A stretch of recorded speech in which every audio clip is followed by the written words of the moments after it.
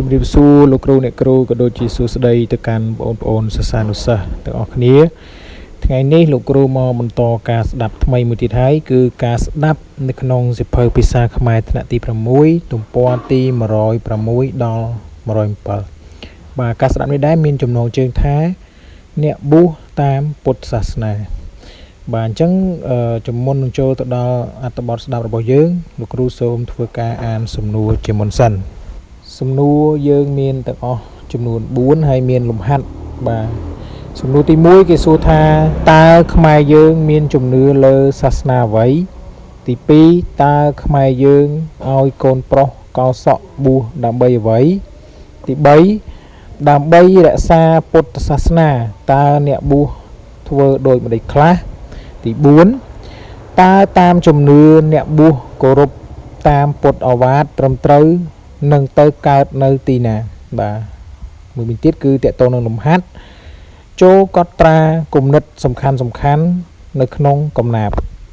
បាទអញ្ចឹងអត្ថបទការស្ដាប់យើងគឺជាប្រភេទកំណាព្យហើយមានចម្លោះសម្រាប់យើងបំពេញអញ្ចឹងកន្លែងបំពេញចន្លោះលោកគ្រូនឹងសរសេរជាពណ៌ក្រហមតឥឡូវនេះយើងចូលទៅដល់អត្ថបទស្ដាប់មេសូតរបស់យើងទាំងអស់គ្នាបាទលោកគ្រូសូមអានតែម្ដងគឺអត់សូត្រទេបាទអញ្ចឹងកន្លែងពណ៌ក្រហមគឺជាកន្លែងដែលបំពេញចន្លោះតាំងពីដូនតាខ្មែរជឿសាសនាសាមណៈគោតមព្រះអង្គនាំផ្លូវដើរទៅឧត្តមប្រកាន់ក្រិតក្រមល្បីគ្រប់ទិសទីខ្មែរឲ្យកូនបួសជាព្រះសង្ឃព្រោះតាមប្រពៃណីបួសដើម្បីសងគុណលោកទាំងពីរនិងទូនីតិថែពុទ្ធសាសនាបើបានបួសហើយអ្នកកុំកន្តើយកុំឲ្យមូសាគោរពព្រះធម៌ព្រះពុទ្ធផងណារៀនសូត្រធម៌អាព្រះត្រៃបិដកលះបង់កិលេសកាមគុណដែលស្រេះដោយព្យុះបោកបក់កុំចាត់មោហោទោសោអាក្រក់កុំឲ្យវល់វក់ជាប់ក្នុងអាត្មាកុំបួសលេង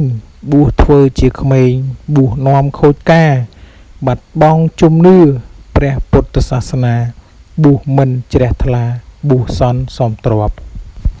បាទអត្ថបទរបស់យើងគឺបានបញ្ចប់ត្រឹមនេះឥឡូវយើងចូលទៅឆ្លើយនឹងសំណួរទាំង4របស់យើងចម្លើយ1ខ្មែរយើងមានជំនឿទៅលើពុទ្ធសាសនា2ខ្មែរយើងឲ្យកូនប្រុសកោសក់បួសដើម្បីសងគុណឪពុកម្ដាយនិងបំពេញតួនាទីថែពុទ្ធសាសនា3ដើម្បីរក្សាពុទ្ធសាសនាអ្នកបួសត្រូវនិយាយតែពាក្យពិតគោរពព្រះពុទ្ធព្រះធម៌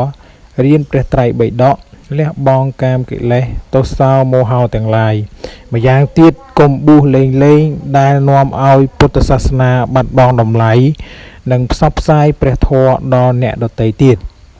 ទី